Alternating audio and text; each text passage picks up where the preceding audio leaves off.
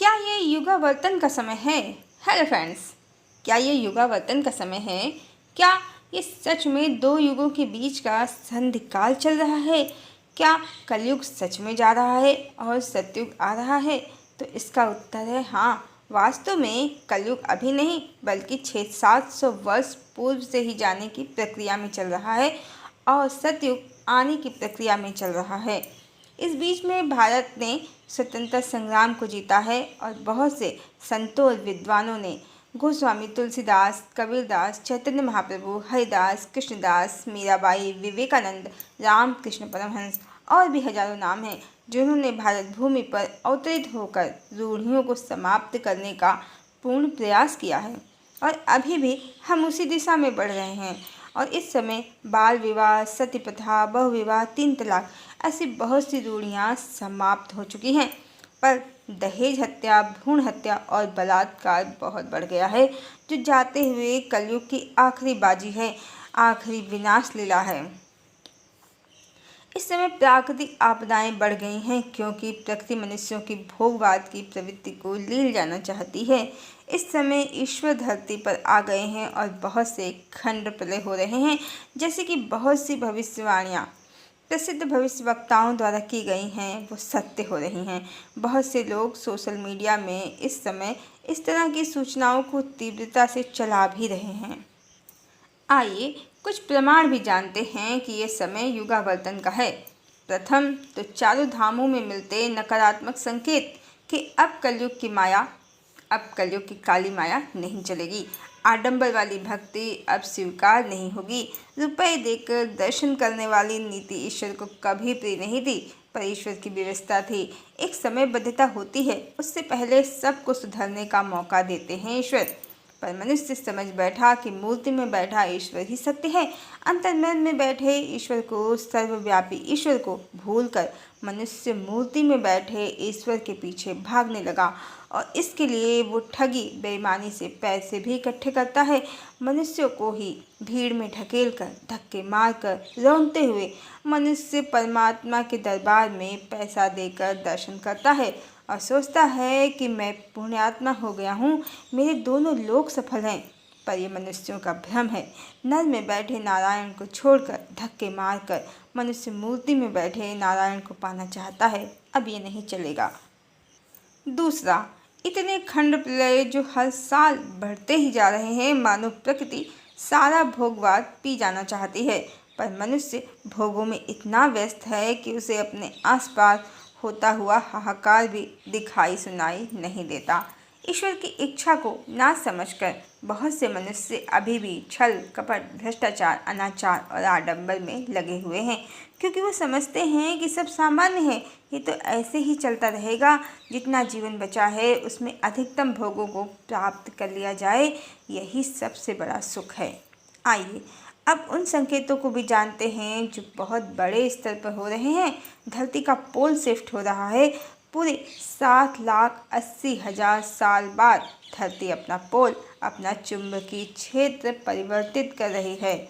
वैज्ञानिकों के अनुसार चुंबकीय ध्रुव स्थिर नहीं है और लाखों वर्षों से गतिमान है। अतीत में ध्रुव धीरे धीरे और अनियमित रूप से आगे बढ़ा है, लेकिन हाल के वर्षों में यह त्वरित गति से आगे बढ़ रहा है। ध्रुव लगभग 55 किलोमीटर प्रति वर्ष की दर से साइबेरिया की ओर खिसक रहा है। यह प्रतिवर्ष 10 से 15 किलोमीटर के ऐतिहासिक औसत से कहीं अधिक तेज है। साथ ही परिवर्तन की गति समय बीतने के साथ तेज हो रही है। भविष्य में बहुत शीघ्र ऐसा भी समय आने वाला है जब उत्तरी ध्रुव दक्षिणी ध्रुव बन जाएगा। इसके लिए पृथ्वी के अंदर होते परिवर्तन तो कारक हैं ही, साथ में सूर्य भी मुख्य कारक है और सौर हवाएं चुंबकीय क्षेत्र में परिवर्तन कर रही हैं। सूर्य और पृथ्वी, ग्रह, नक्षत्र सब परिवर्तन से गुजर रहे हैं और बहुत से मनुष्य भी इस समय परिवर्तन से गुजर रहे हैं। उनमें आध्यात्मिक जागृति हो रही है। हाँ, ऐसे मनुष्यों की संख्या कम है, पर पहले से बहुत ज़्यादा है। इस समय बहुत से लोग आध्यात्मिक जागृति की तरफ बढ़ रहे हैं और बहुत से ट्विन फ्लेम स्टार से जागृत हो रहे हैं। ये सब परमात्मा की इच्छा से हो रहा है, उनके प्रभाव से ही हो रहा है, क्योंकि वो इस समय धरती पर हैं और उनकी ही ऊर्जा से बहुत सेवक और युवतियाँ सतयुग की स्थापना के काम में भी लग गए हैं। बाकी 90% लोग ईश्वर की माया में फंसे हैं। उन्हें सतयुग या युग परिवर्तन से कोई लेना देना नहीं है। क्या आपको पता है कि जब उत्तरी ध्रुव दक्षिणी ध्रुव में बदल जाएगा, उससे पहले भूचुंबकीय उत्क्रमण की अवधि प्रलंबकारी हो सकती है। इसमें जो सौर हवाओं का योगदान है, उसके कारण पृथ्वी पर भूचुंबकीय तूफान भी आएंगे। इसका असर सैटेलाइट और पावर ग्रिड पर भी पड़ेगा। सैटेलाइट सिस्टम फेल हो सकता है और भूचुंबकीय उत्क्रमण के बाद जब उत्तरी ध्रुव दक्षिणी ध्रुव बन जाएगा, तब सूर्य तो उगेगा पूरब में ही, पर कंपास दिशा सूचक यंत्र पूर्व को पश्चिम बताएगा। इस्लाम धर्म के अनुसार जब कयामत होगी तो हदीस में जिक्र है कि सूर्य पूर्व की बजाय पश्चिम में निकलेगा। ये उसी समय का आगमन हो रहा है। एक नया युग आएगा। ये युग अब समाप्ति की ओर है। हाँ, कयामत सिर्फ उनके लिए है जो धर्म के पथ पर नहीं हैं, फिर चाहे वो किसी भी धर्म से हों। धर्म अर्थात मनुष्यता। जिसमें मनुष्यता है वो अवश्य नए युग में प्रवेश करेंगे। और जब युग ही बदल जाएगा तो आज जो मान्यताएं हैं वो भी बदल जाएंगी। अभी जो मनुष्य भोगवाद भौतिकवाद में उलझा है, ईश्वर की कई पत्नियां समझता है, जन्नत में हूरों के स्वप्न देखता है, और ट्विन फ्लेम भी जो अपना आधा हिस्सा प्राप्त करने में मग्न है, सबकी मान्यताएं बदल जाएंगी। ट्विन फ्लेम यात्रा का मधुर भ्रम क्या है, इसमें असत्य क्या है, इस वीडियो में सभी तथ्यों के साथ बताया है कि आत्मा सबका परमात्मा है और सभी जीवों का आत्मा एकमात्र परमात्मा ही है, जिसे परिवर्तित नहीं किया जा सकता, ना ही विभाजित किया जा सकता है। वीडियो का लिंक डिस्क्रिप्शन बॉक्स में डाल दिया है। नए युग में एक सर्वव्यापी न्यायकर्ता परमात्मा का साम्राज्य होगा। मत लक्ष्मी नारायण का, गौरी शंकर का साम्राज्य होगा।